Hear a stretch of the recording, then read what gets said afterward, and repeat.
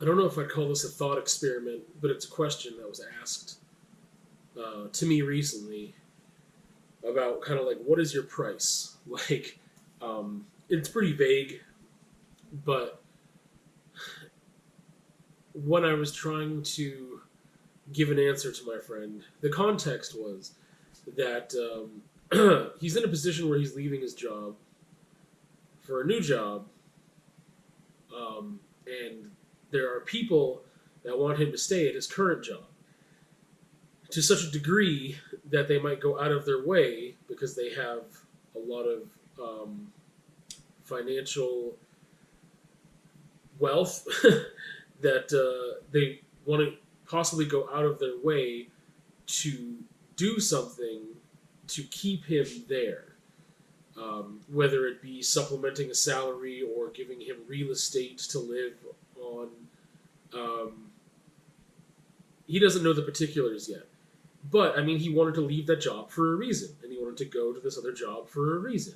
So, and it wasn't just the pay. Like, the pay is not the biggest factor in why he's leaving that job. So he was kind of mulling it over in his mind, and we were talking about it back and forth a bit through voice notes. And he...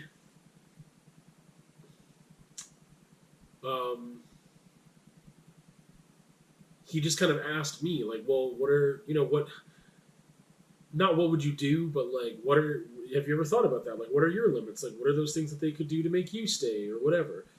And I feel like I'm also in a position, job wise, not in the same position he's in where he has secured another job.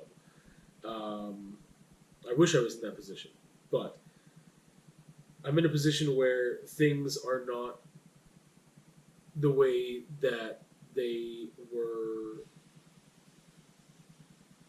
said to be. Put it that way, to be vague for now. So, or maybe forever. I don't know. I feel like there's so many things I wanted to say, and then it takes months and months and months before I feel like I can say them, and there's no point in saying them, or there's just like a certain amount of time that needs to lapse between this thing and the details, and by the time I would get around to discussing details, nobody's going to be around or remember those things anyway. And like, I don't know, there's just there's professionalism, there's a whole bunch of other things. There's things that have happened over the course of years that I wish I had been able to speak about in more detail because I don't like vagaries. So anyway, and I was thinking about it, and basically one of the answers I gave him was that just like, if you're going to sell your soul to the devil, like you're trading short term for long term. You're trading your long term whatever for short term gains, because I wouldn't want to be beholden to anybody. So if this person is willing to be a benefactor for him, as long as it's just the time that he's there, that's it, and there's no like owing, there's no like being indebted to, then that's fine. It's like, hey, I'm working here as long as I am, and then once I'm done, and then thanks for helping me out in the meantime. But if there's no, you don't want that promise of more or of debt. And that's the thing, because I was thinking of like, for me, it depends on the position I'm in. Like, right now, you couldn't pay me enough to be where I'm at. It wouldn't matter. Because, like, and I was explaining this to him, I was going through a couple different scenarios of different jobs that I've had, and, like, it's about work-life balance and about quality of life. And for me, money is not just a symbol of freedom, but the way that I would use the the way that I would use wealth, or like a lot of money, is to have freedom, is so that I don't have to be in debt to anyone or beholden to anyone. I would use it so that I could do the work I want to do and not have to be concerned, or you know what I mean, like, because he's talking about being in a job right now where he is somewhat fulfilled, but he has this other opportunity that he's acquired that would be much more fulfilling and provide a better work-life balance. And so if someone's going to pay him to stay where he's at, which, again, what is that worth? Like, will you have a better work-life balance if your financial needs are taken care of so that you don't, because he's a person who sometimes works a second job. And I have too, but like, if you don't have to work in the summer, or if your partner doesn't have to work, would you have a better work-life balance? And does that make up for the loss of fulfillment you would get at work, right? Because I think the dream is to be fulfilled by your work that pays for the rest of your life in such a way that you don't feel like you're at work. It's that kind of thing. Like, yes, you still do work and you still put energy in, and there's an output and there's a product, and it pays your bills and whatever. But I mean, if you can enjoy the work you're doing or be fulfilled by it, which I think are maybe two different things, but hopefully you're doing both of those things, then you're not drained by your work. So for example, when I was teaching in a contract position, I wasn't drained by my work. I was fulfilled by my work. I never dreaded going into work. I didn't want to miss work. I wanted to be there. And so I don't know, and I was getting paid very well by my standards. So like, it was like a dream position. I didn't want to miss work. I wanted to be there, whatever. But like, if we talk about other jobs I've had, that weren't as fulfilling, there's just like, it's not even like you'd have to pay me a lot. It's like, no, like the whole point of the money is so that I wouldn't have to be in that job. The whole point of financial freedom or having enough wealth for me is that, I could go and paint all day. Like I can paint and write and read and I can just have my artistic practice full time. That would be like if someone were to offer me something, so it would defeat the purpose. Like they wouldn't be able to pay me enough to stay in some of the jobs I've been in, because those jobs are toxic and anxiety inducing and stressful and horrible for my mental and emotional health and physical health. So like there's jobs where I'm like, no, you wouldn't be able to pay me $1 million a week for me to do that job, because what would I do with that $1 million? That's not going to make me happy. I am miserable because of the work that I'm doing 40 hours a week or whatever, right? Like that is draining me to such a degree that money can't make that up, right? And that would be the same thing as like if I was barely getting by, that's a stressful place to be in. Even if you love your job, if you have to worry about, well, what happens when I need an oil change? What happens when there's something that's not like I'm not budgeting for every single month? What happens when I need a new car, or there's an emergency, whether it be health related or whatever? Like, what happens then if you don't have that safety net of enough income or savings or whatever? No matter how much you love your job, you're going to be in this position where you have this anxiety-inducing thing happen. And I know you can't get away from that forever. Like, life will catch up to you in one way or another with some tragic event or something unexpected. But I think that, again, trying to achieve that work-life balance is really the thing. Like, that's just a major thing for me, is trying to achieve that, because it's been so elusive in my life.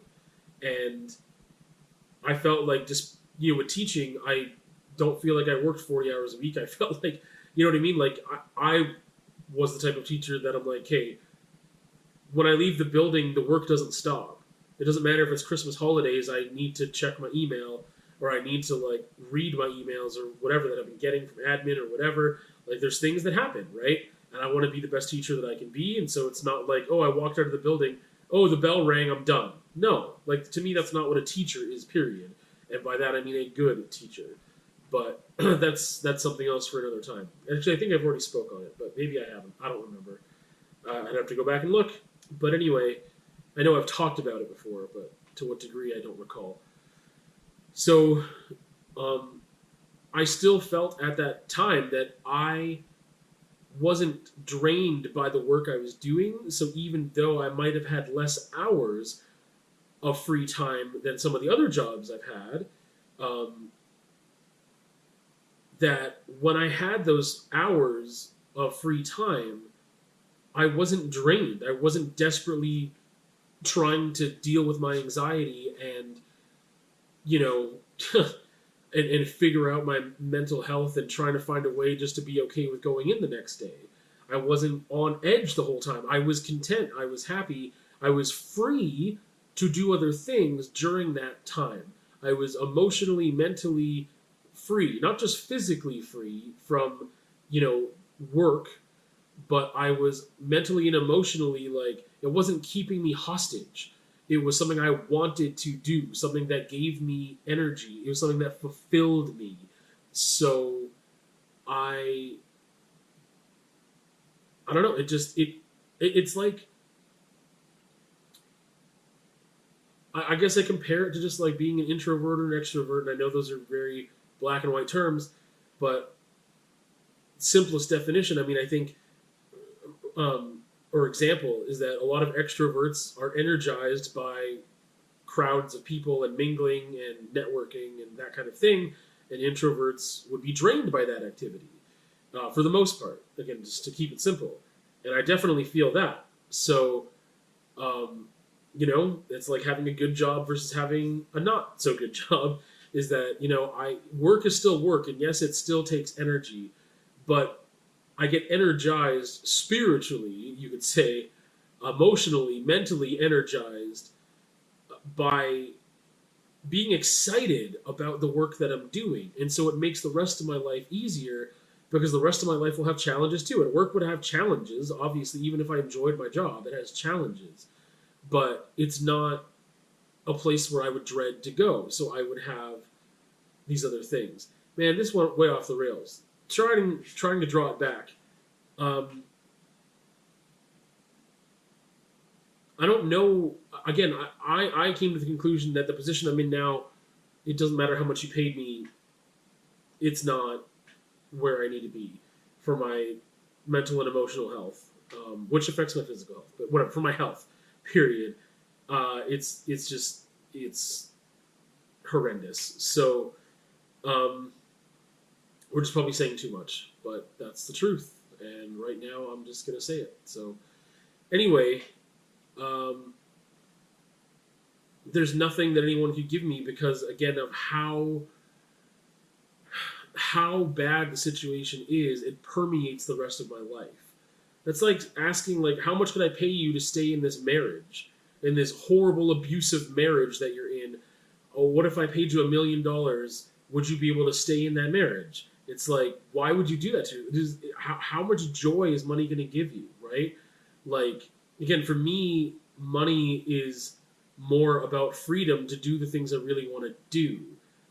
It's not like, oh, well, let me do this horrible thing for 8 hours of my day, 5 days a week, and when I get to cruise around in my Lamborghini, it's so worth it in those few hours that I have not at work or on the weekends. I get to just do that and eat the finest foods. Like, that's not going to make me happy to go into work.